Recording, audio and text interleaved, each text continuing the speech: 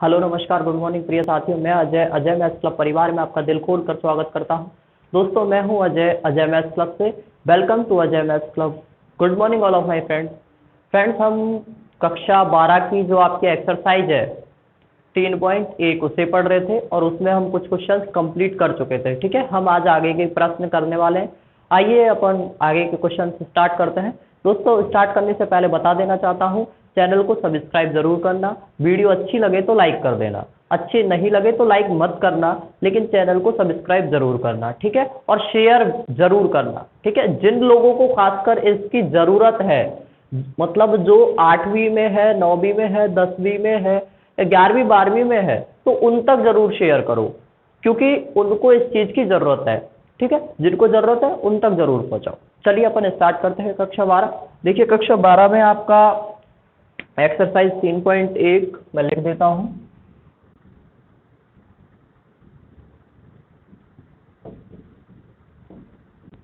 इसमें हम कुछ क्वेश्चंस कर चुके थे। इसके आगे के जो लगभग हम 5 प्रश्न कर चुके थे। ठीक है, 5 प्रश्न को मैंने बहुत अच्छे तरीके से समझाया है। असल में जो 5 प्रश्न है ऊपर के 1 से लेकर 5 तक, उनमें ही बच्चे ज्यादा अटकते हैं, उनमें ही स्टूडेंट ज्यादा अटकते हैं। मैंने उनको इतने बेहतरीन तरीके से आपको समझाया है, इतने बेहतरीन तरीके से एक्सप्लेन किया है कि अगर आप एक बार उन्हें देखेंगे तो आपको कंफ्यूजन दूर हो जाएगा बिल्कुल। ठीक है, तो एक बार आप अपनी उस वीडियो को जरूर देखिए, आपको प्लेलिस्ट मिल जाएगी चैनल पर, प्लेलिस्ट में सारी चीजें हैं। ठीक है, चलिए देखिए छठा प्रश्न है, उसके 3 पार्ट है। पहला पार्ट है वो क्या कह रहा है वो मैं आपको बताता हूं।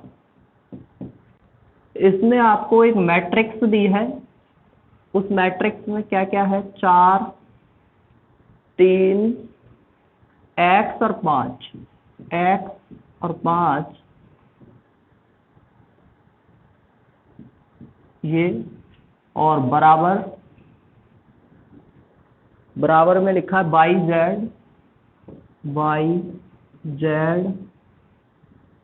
1 और 5 ये है। बोला है कि इसमें x, y और z की वैल्यू फाइंड करो। किसकी? x, y और z की। कैसे फाइंड करेंगे? देखो इसने बोला है दोनों मैट्रिक्स बराबर हैं, दोनों मैट्रिक्स बराबर है, इसका मतलब इनका जो A11 A12 या A21 A22 जो भी होगा वो बराबर होगा अगर एक दूसरे के बराबर है तो। देखिए x, पहले इसको देते हैं, 4 बराबर क्या है y, इसका A11 और इसका A11 देखो, इस क्या है 4 y, मतलब y का मान है वो क्या है, यहां से y बराबर क्या है 4। ठीक है, अगला हमने देखा क्या है 3 किसके बराबर है, A12 किसके बराबर है, इसके बराबर, तो यानी कितना है z बराबर 3 है। x पे आओ, x किसके बराबर है, देखो A21, यहाँ A21 ये है, तो x बराबर कितना है, x बराबर है आपका 1। उसने ये x y z की ही वैल्यू पूछी है, ये तो आ गई। अगला ये है A22, ये 5 है, ये भी 5 है, हमको इससे कोई मतलब ही नहीं है। ठीक है, x y z की वैल्यू आ गई, बहुत आसान है। चलिए आप इसको करेंगे तो क्या आपको पता है, बहुत सिंपल है ये तो, बस आपको देख के आंसर बताना है इसमें तो। ठीक है, चलो दूसरा बताता हूं मैं आपको। दूसरा क्या है, इसी का है, 6 का दूसरा है। वो क्या कह रहा है आपका, ये कह रहा है x प्लस वाई और ये है 5 प्लस जेड, 5 प्लस जेड, और इधर है 2, इधर है आपका x वाई। ठीक है, और ये किसके बराबर दिया है आपको, ये है आपका 6 यहाँ 5 और 8। अब बोला है इसमें बताना आप x और y की वैल्यू, x y और z भी है क्या इसमें, है। अब बताना है आपको क्या, वही वैल्यू बतानी है x y z की। कैसे बताएंगे, पहला किसके बराबर, पहले के, दूसरा किसके, दूसरे के। चलो देखिए क्या कह रहा है कि x प्लस वाई की वैल्यू तो ये, सॉरी दूसरा है ये, है ना, ये तो शायद हम कर चुके। इसको देखिए क्या होगा, x plus y, x plus y बराबर 6 है। और क्या है, हमको एक तरफ ये दे दिया, ठीक है। और क्या दिया है, 5 प्लस जेड बराबर 5, एक ये दे दिया, ठीक है। एक दिया है एक्स वाई बराबर 8। ये दे रखे हैं आपको तीन। कैसे सॉल्व करेंगे, देखो पहले तो आप ये देखिए, इससे आप जेड की वैल्यू आसानी से निकाल पा रहे हैं। 5 माइनस 5 और जेड बराबर आ गया क्या, 0 आ गया। ये आप आसानी से निकाल रहे हैं। अब ये समीकरण और इस समीकरण, आपको एक्स और वाई की वैल्यू फाइंड करनी है। कैसे करेंगे, यहां से मान लीजिए मैं यहाँ पे देखिए एक्स की वैल्यू फाइंड कर रहा हूँ। कितना आ रहा है मेरे पास, 6 माइनस वाई, यानी एक्स की वैल्यू क्या है, 6 माइनस वाई। लेकिन आपको तो वाई में थोड़ी बतानी है, सिर्फ जैसे जेड की 0 बताइए ऐसे बतानी है। तो क्या करेंगे, एक्स की वैल्यू उसमें रख दीजिए। अब क्या है, 6 माइनस वाई, इधर ये बाई बराबर 8। अब इसको सॉल्व कर दो, क्या आ जाएगा, देखो बाई को 6 से गुणा किया तो ये हो गया 6 बाई माइनस बाई स्क्वायर बराबर आ गया 8, ये आ गया। अब क्या करेंगे, इसका पक्षांतरण इधर कर लेंगे, 6 बाई माइनस बाई स्क्वायर बराबर, बराबर नहीं, इस बार इधर ले आए, माइनस का 8 बराबर 0। अब इसको द्विघात समीकरण के रूप में जमाएंगे, ठीक है। द्विघात समीकरण के रूप में कैसे जमाते हैं ये आपको पता होगा। ये कभी भी माइनस का नहीं होना चाहिए, हमेशा पॉजिटिव होना चाहिए। तो क्या करेंगे, इसका पूरे का चिन्ह चेंज करेंगे। चिन्ह चेंज करो, क्या हो जाएगा, ये हो जाएगा बाई स्क्वायर, ये प्लस माइनस का है प्लस का ले लिया, ये प्लस का है तो ये माइनस का ले दिया, ये माइनस का है तो ये प्लस का ले लिया, ये 0 आ गया। ये आपकी द्विघात समीकरण आ गई। अब क्या करना है, अब तो आपको मान निकालना है। निकालो मान, कैसे निकालोगे, देखो गुणा करने पे आना चाहिए 8, जोड़ने या घटाने पे आना चाहिए 6। कौन सा नंबर है, 4 गुणा 2 करके देखो, 4 और 2 कितने होते हैं, 6 होते हैं। और 4 दूनी क्या होता है, 8 होता है। तो बस वही रख दो यहाँ पे। क्या आएगा, बाई स्क्वायर माइनस, यहाँ लिख रहा हूं मैं क्या, 4 बाई, यहाँ लिख रहा हूं 2 बाई प्लस 8 बराबर आ गया 0। देखो इसको यहाँ सॉल्व कर रहा हूं मैं, ठीक है। इस जगह पे क्या है, ये आया है by square minus 4 by minus 2 by plus 8 बराबर 0। क्या करते हो, इसमें से कॉमन लेते हैं, ये बाई कॉमन आया, बाई माइनस 4 बचा, यहाँ से माइनस 2 कॉमन आया, बाई माइनस, देखो भाग दिया तो 4। ये माइनस क्यों आया पता है ना, यहाँ माइनस का कॉमन लिया है इसलिए, ठीक है। चलिए इसको सॉल्व कीजिए। एक तो आपका ये ब्रैकेट बना है बाई माइनस 4 का, दूसरा बना है किसका, बाई माइनस 2 का बराबर 0। यहाँ से बाई की वैल्यू फाइंड कर दो, क्या क्या है, एक तो आएगी बाई माइनस 4 बराबर 0, एक तो ये आ रही है, एक आ रही है क्या, बाई माइनस, देखो यहाँ लिख देता हूँ मैं, ठीक है। क्या क्या आई है, बाई माइनस 4 बराबर 0, तो यहाँ से आ गई बाई बराबर 4। एक आई है बाई माइनस 2 बराबर 0, तो ये हो गया बाई बराबर 2। आपके पास बाई की 2 वैल्यूज आई है, कितनी आई है, 2। आपको किसी एक को लेना है। अब ये आप मान लीजिए मैं कह रहा हूं 2 लूंगा मैं, आप कहोगे नहीं मैं 4 लूंगा, तो ऐसे तो टीचर खुद कंफ्यूज हो जाएगा कॉपी चेक करने वाला कि कौन सा आंसर सही है। तो इसको सेटिस्फाई करना है इन दोनों में से एक को कि कौन सा सही है, बाई बराबर 2 बाई बराबर 4 में से। अब देखो आप बाई की वैल्यू या तो इसमें रख लो या इसमें रख लो, आसान है इसमें रखो, इसमें रखो, पहले दोनों वैल्यू रख के देखो क्या है। देखो मैं कहां रखूं, यहां रखूं, क्या है, x प्लस बाई की वैल्यू क्या है रख रहा हूं मैं पहले 4 बराबर कितना आया 6। तो x की वैल्यू क्या आ गई मेरे पास, 6 माइनस 4 करूंगा 2 आ गई। कब, जब मैंने बाई की वैल्यू 4 रखी। अब बाई की वैल्यू मैं 2 रख रहा हूं, बाई की वैल्यू मैं यहां 2 रखूं तो x प्लस 2 बराबर क्या है 6 है, तो x की वैल्यू क्या आएगी 4 आएगी, ठीक है। अब देखो ये हमने क्या करके देखा, बाई की दोनों वैल्यू रख के देखी, कौन सी सही है ये चेक करेंगे। अब ये पहली समीकरण से हो गया। अब दूसरी क्या है, x बाई बराबर कितना है 8 है 8। अब एक जगह हम x की वैल्यू रखेंगे, एक जगह बाई की वैल्यू रखेंगे। क्या है, मान लीजिए x की वैल्यू मैंने क्या रखी, x की वैल्यू यहां से मैंने पहले ये 4 रखी, 4, और 4 किसके लिए रखी है, y की वैल्यू कितनी थी, कितनी रखी है y की वैल्यू 2 बराबर 8, तो ये भी 8 आ रहा है, आ रहा है। अब अगर मैं x की वैल्यू 4 की जगह कितनी रखूं, ये 2 रखूं, x y बराबर 8 है, 2 मैंने वैल्यू रखी, तो y की वैल्यू कितनी रखी थी तब, 4 रखी थी, 8, और ये भी 8 बराबर 8 है। मतलब अब इसका क्या हुआ कि अगर आप y की वैल्यू 4 ले रहे हो तो x की वैल्यू 2 लेनी पड़ेगी, अगर आप y की वैल्यू 2 ले रहे हो तो x की वैल्यू 4 लेनी पड़ेगी, ये है इसका मतलब। समझ में आया? इस तरह से आपको ये प्रश्न करना है, ठीक है। चलिए आप स्क्रीनशॉट ले लीजिए या फिर लिख लीजिए पॉज करके, मैं मिटा रहा हूं।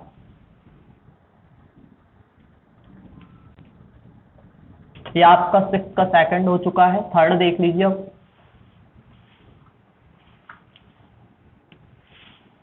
आपका थर्ड है वो क्या कह रहा है, बहुत सीधा है 6 का थर्ड, क्या कह रहा है देख लेते हैं। x plus y plus z, ये आपका इंपॉर्टेंट प्रश्न भी है, ध्यान रखना, क्योंकि इसमें अक्सर स्टूडेंट है वो कंफ्यूज हो जाते हैं कि क्या करूं, और जैसे ये सेकंड वाला प्रश्न कर रहे थे उसके चक्कर में पड़ के पता नहीं क्या क्या x की y की वैल्यू निकालने लगते हैं, ठीक है, इसलिए वो क्या कंफ्यूज हो जाते हैं। 9 5 7 इस टाइप का प्रश्न पक्का है, मतलब इस टाइप से क्या क्या यही प्रश्न आपके एग्जाम में आता है। क्यों? क्योंकि देखो इसका रीजन बताता हूँ। स्टूडेंट क्या करते हैं, x plus y plus z बराबर क्या है 9, तो x की वैल्यू क्या हो गई 9 माइनस वाई माइनस जेड, ठीक है। अब ये लिख दिया, फिर x प्लस जेड बराबर 5, तो क्या करेंगे x बराबर 5 माइनस जेड, अब x की वैल्यू ये निकाली फिर उसमें रखेंगे, फिर पता नहीं क्या क्या कर देंगे, वो क्या कंफ्यूज हो जाते हैं इस प्रश्न में, ठीक है। इसलिए इस क्वेश्चन को पक्का वो एग्जाम में डाल देता है। देखिए आपको ये प्रश्न कैसे करना है, x plus y plus z बराबर है 9 और x प्लस जेड बराबर है आपका 5, y प्लस जेड बराबर है आपका 7। आपसे बोला है x y और z की वैल्यू बताओ, कैसे निकालोगे? कई स्टूडेंट क्या करेंगे, x बराबर क्या हो गया 9 minus y minus z, x बराबर क्या हो गया 5 माइनस जेड, अब वो जो x की वैल्यू आई है उसको यहां रखेंगे, फिर y प्लस जेड वो पता नहीं क्या क्या करने लगते हैं। आपको सीधा दिमाग क्या लगाना है, आप x है y है और z है, 3 है ना, आपको किसकी निकालनी है, x की अलग निकालनी है, y की अलग निकालनी है, z की अलग निकालनी है। कैसे करेंगे, देखो यहां आपको x प्लस जेड दिख रहा है, यहां पे मतलब क्या गायब है, y गायब है, यहाँ y प्लस जेड दिख रहा है, क्या गायब है, x गायब, तो यही से वैल्यू निकाल दो ना। देखो x का मैंने x रखा 1 2 3, मैंने यहां लिख दिया क्या, समीकरण 3 में समीकरण 1 से क्या कह रही है, x plus y plus z बराबर 9 है, और समीकरण 3 क्या कह रही है, y प्लस जेड कितना है 7, तो मैंने x का x रखा और ये क्या है प्लस का प्लस रखा, y प्लस जेड लिख रहा है ना यहाँ पे, मैं ये y प्लस जेड की क्या कह रहा है, ये कितना है 7 है, तो मैं इसको ही रख दूं ना डायरेक्ट, क्या दिक्कत है। तो x बराबर कितना आ गया 9 माइनस 7 बराबर कितना 2, x का मान आ गया। ऐसे ही अब देखो यहां बताता हूं मैं, यही लिया मैंने पहले x plus y plus z, यहां लिख दोगे आप समीकरण 3 समीकरण 1 पे 2 से x plus y plus z बराबर कितना है 9, और ये क्या कह रहा है x प्लस जेड बराबर कितना है 5, मैंने इसको क्या कर दिया उल्टा सीधा लिख दिया, x plus z plus y बराबर 9 है, तो वही कोई फर्क नहीं। अब क्या करूंगा मैं, x plus Z, x plus Z यानी इन दोनों की जगह मैं क्या रख सकता हूं, ये रख सकता हूं ये, तो मैंने ये रख दिया 5 प्लस वाई बराबर आ गया 9, तो आपका ये इसको इधर ले जाओ या फिर इसको इधर रख दो, देखो वाई बराबर क्या हो जाएगा 9 माइनस 5 कितना 4, हो गया या नहीं, x की वैल्यू आ गई, y की वैल्यू आ गई, अब तो z निकालना है भैया, कैसे ही निकाल दो, चाहो तो x और y की वैल्यू इसमें रख दो, या x प्लस जेड है तो आप यहाँ x की वैल्यू रख दो तो आ जाएगी, या y प्लस जेड है तो या y की वैल्यू रख दो तो आ जाएगी। चलो यहाँ निकालता हूं मैं, देखो समीकरण कुछ मत लिखो, या तो डायरेक्ट निकाल दो। क्या है, x प्लस जेड बराबर है 5, और जो x की वैल्यू है वो 2 है तो मैंने 2 रखा, 2 प्लस जेड बराबर 5 है ना, ये 5 है ध्यान रखना। तो z बराबर कितना आ गया, 5 माइनस 2 बराबर 3। ये x बाई जेड की वैल्यू आ गई। स्टूडेंट इसी में कंफ्यूज होते हैं, आपका इंपॉर्टेंट प्रश्न है ये। आपको लग ऐसा रहा है बहुत सीधा है, सीधा है लेकिन इसमें दिमाग लगाना पड़ता है, घूम जाता है स्टूडेंट, इसको x plus y plus z में घूम जाता है इसी में। ठीक है, इंपॉर्टेंट प्रश्न है। चलिए आप इसका स्क्रीनशॉट लीजिए, ये लीजिए, साइड हो गया हूं मैं।